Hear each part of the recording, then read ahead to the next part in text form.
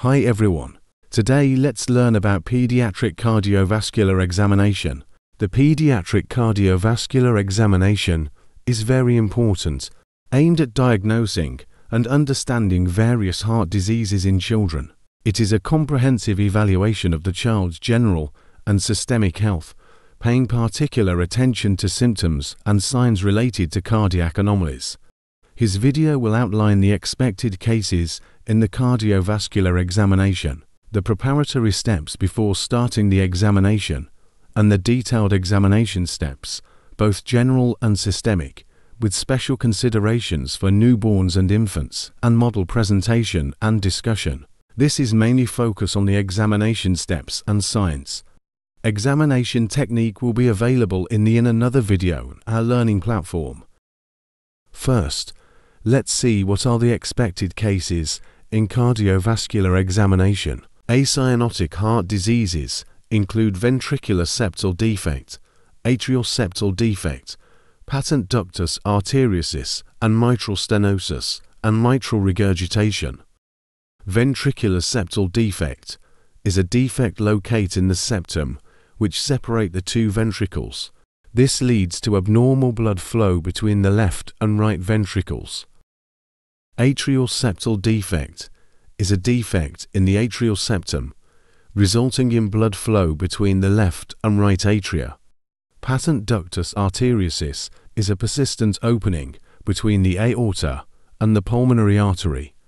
Mitral stenosis and mitral regurgitation are conditions affecting the mitral valve, leading to obstruction or backflow of blood. Another heart disease category is cyanotic heart disease. Cyanotic heart diseases include tetralogy of Fallot, transposition of the great arteries, total anomalous pulmonary venous drainage, and truncus arteriosus. Other conditions include pulmonary hypertension, which is high blood pressure in the arteries of the lungs, and pulmonary stenosis, which is the obstruction of blood flow from the right ventricle to the pulmonary artery. Let's see what initial steps to follow before starting a cardiovascular short case. Before starting a cardiovascular examination, it is important to follow several preparatory steps. First, consent should be obtained from the parents or guardians. Ensuring privacy during the examination is essential to make the child feel comfortable and secure. Proper hand hygiene, including washing hands thoroughly and using hand sanitizer, is necessary to prevent the transmission of infections. Then let's go to examination steps. The examination steps are divided into general and system examinations. Start with the general examination. It involves an overall assessment of the child's health and identifying any visible signs of cardiac issues. Candidates should check the child's temperature, which is important. You can always mention, patient is warm to touch. You can offer proper temperature checking. The candidate should observe if the child appears well or ill. It is important to mention that you like to check if the child is adequately grown and to plot the findings on height and weight centile charts. It is not necessary to plot and check at exam, but you can always give rough comment about growth of the child. The candidate should look for syndromic features, such as those associated with Down syndrome, which can indicate an atrioventricular septal defect. Here you may see a child with Down syndrome. Their features, like epicanthic fold, flat nasal bridge, and small mouth. Look for congenital rubella syndrome, which can indicate patent ductus arteriosus. What you see here is a child with congenital rubella syndrome. See the characteristic features. Let's move to systemic approach to general examination. Here we should look for conjunctival pallor. It should be checked by gently pulling the eyelids downward and examining the palms. Ionosis should be assessed by observing any blue discoloration of the skin, particularly around the lips and nail beds. Using a torch, the candidate should check the mouth for oral hygiene and dental caries. Cannula insertion sites in the hands should be inspected. Clubbing of fingers should be assessed by aligning the candidate's fingers parallel to the child's fingers. Signs of infective endocarditis, such as Janeway lesions, Osler's nodes, and splinter hemorrhages, should be looked for.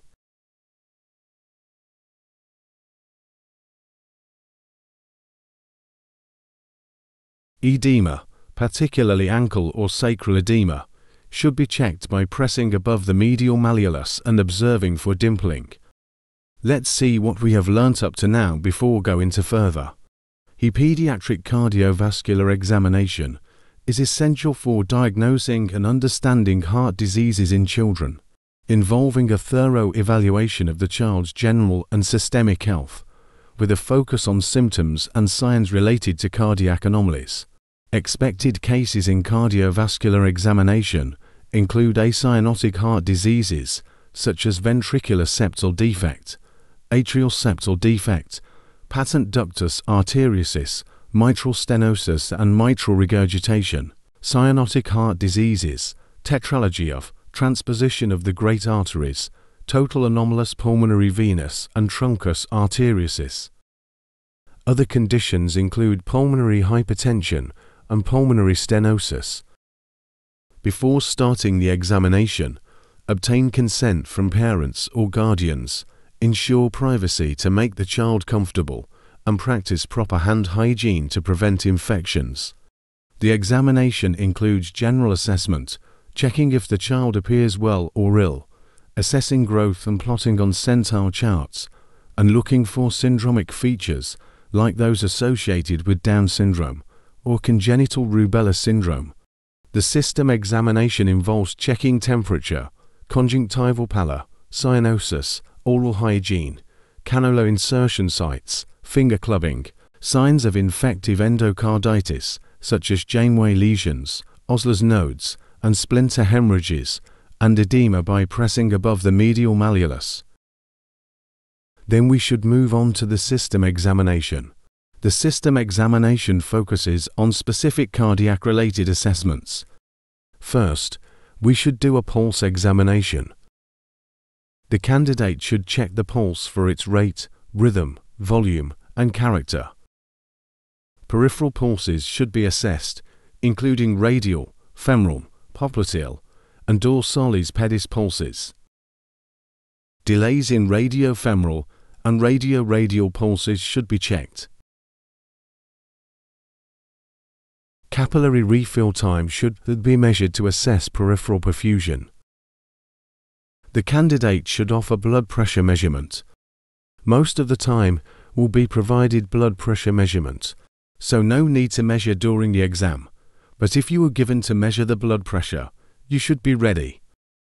In proper blood pressure measurement, child should be relaxed and in a comfortable position before measuring blood pressure. The blood pressure cuff should be placed appropriately, like it should be placed 1 inch above the elbow. It should cover 1/3 of upper arm as well. The blood pressure should be measured accurately using the Korotkoff sounds. Then move on to the precordial examination.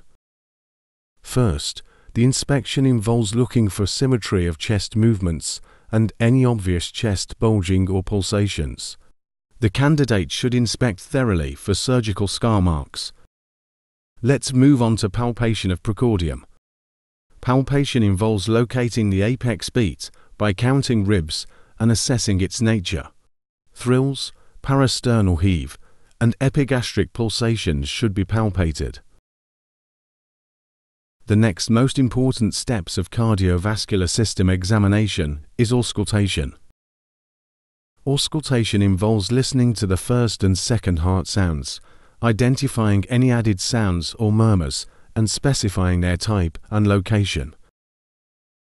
There are common heart conditions that produce murmurs you should be familiar with, like in ventricular septal defect. The murmur is a harsh pansystolic murmur best heard at the left lower sternal edge.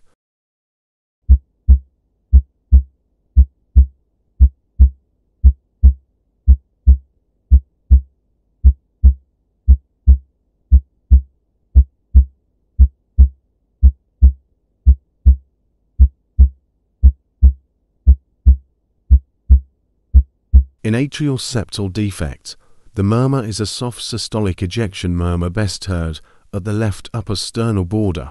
An additional finding is a fixed split-second heart sound.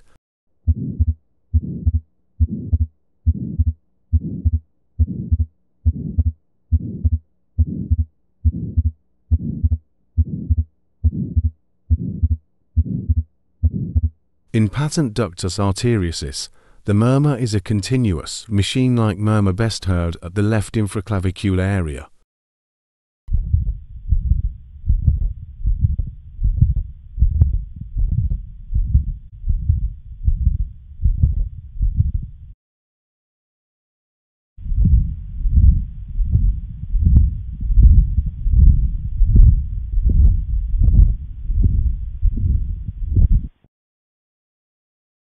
In tetralogy of Fallot, the murmur is a harsh systolic ejection murmur best heard at the left upper sternal border.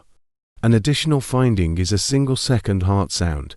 Here can be valve lesions in the baby, like in mitral and aortic valve. Mitral regurgitation is one such lesion, which produce a holosystolic murmur best heard at the apex, radiating to the left axilla.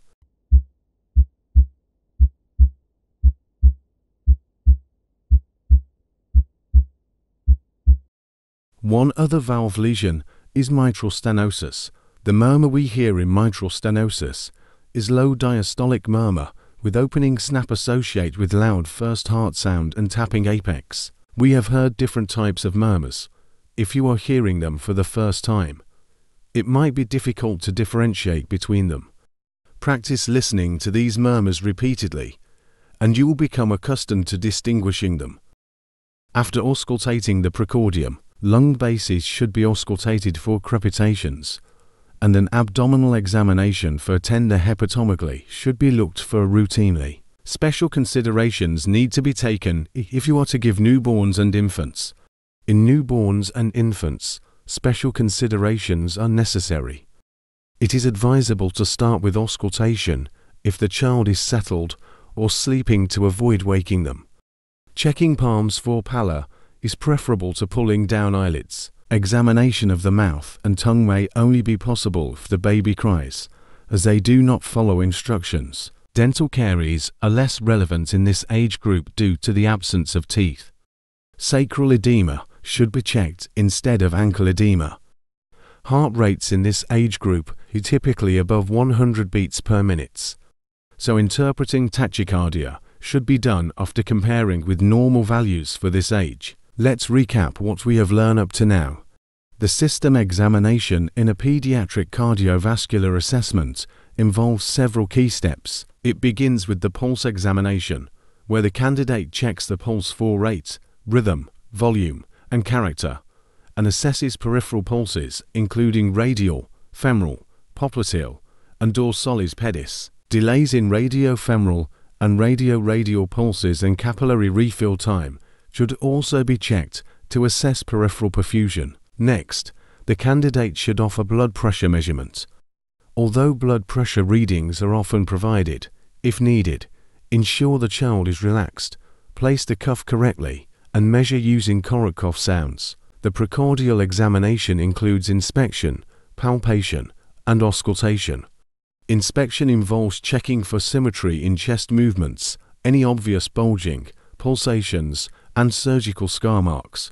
Palpation includes locating the apex beat, assessing its nature, and feeling for thrills, parasternal heave, and epigastric pulsations. Auscultation involves listening to the first and second heart sounds, identifying any added sounds or murmurs, and specifying their type and location. Understanding common heart murmurs is crucial.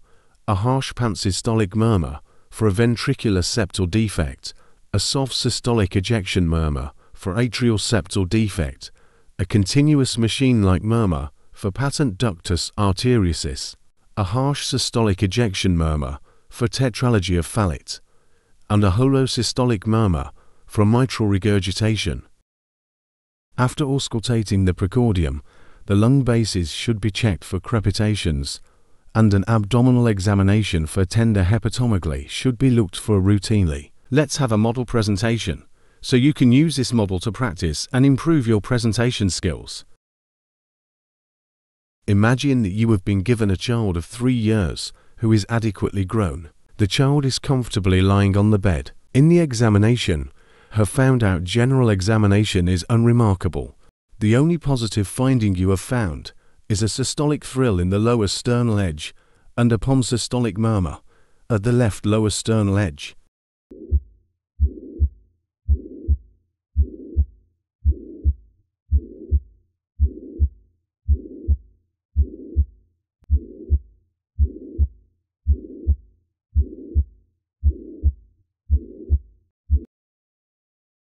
Let's start presenting like this.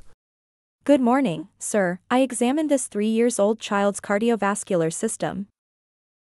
Upon general examination, I found him well-looking and adequately grown, but I would like to plot the child's height and weight in centile charts and confirm. Child was not attached to monitors and was not on oxygen. He did not seem to be in heart failure. He was afebrile to touch and fever charts did not show any evidence of a fever. He did not have any pallor and his oral hygiene was satisfactory. I could not appreciate any clubbing or any features of infective endocarditis. The child did not have an ankle edema as well. On my cardiovascular examination, I found that the child's pulse rate was 80 beats per minute and was regular and good volume pulse. All peripheral pulses were felt. There was no radioradial or radiofemoral delay. Capillary refill time was 2 seconds. I would also like to measure the child's blood pressure and plot it on centile charts. On precordial examination, on inspection, I could not appreciate any thoracic scars, any chest bulging or pulsations. On palpation, the cardiac apex was located in the fourth intercostal space in the midclavicular line and the apex. Beat was normal in character. There was a systolic thrill in the lower left sternal edge, however there were no parasternal heaves. On auscultation, the first and second heart sound was heard, and I also could appreciate a pansystolic murmur of grade 4 at the left lower sternal edge. Lung bases were clear. In conclusion, I think this 3-year-old child is having a congenital acyanotic heart disease. Most likely a small ventricular septal defect without evidence of heart failure, growth failure, pulmonary hypertension or infective endocarditis. Considering your findings, give 2 differential diagnoses.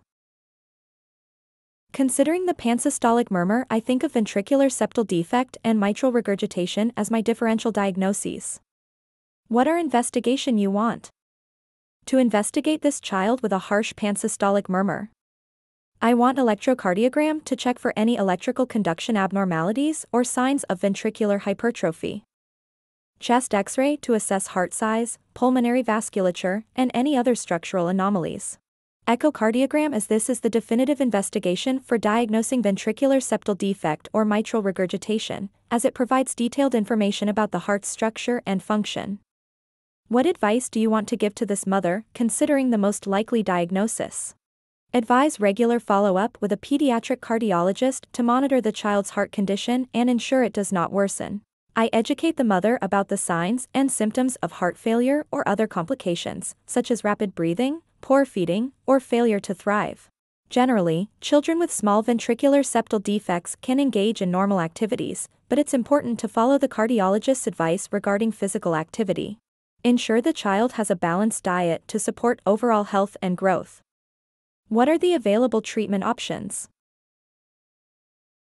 This depends on the severity and complications of the disease.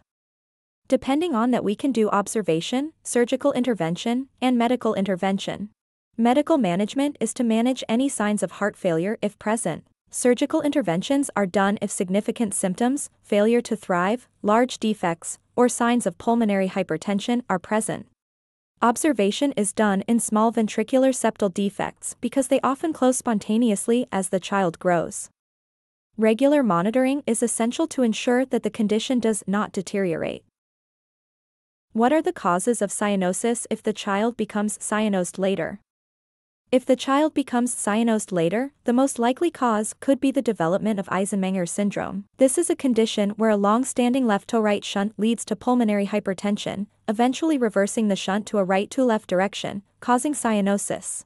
This serious complication requires immediate medical attention and possibly advanced treatments, including heart-lung transplantation in severe cases. You have been given a 3-year-old boy with a history of congenital heart disease, presented with cyanosis, irritability, and tachypnea. In the examination, you revealed a loud ejection systolic murmur at the pulmonary area, a single-second heart sound, parasternal heave, palpable epigastric pulsations, mild digital clubbing, and a surgical scar in right lateral side of the chest.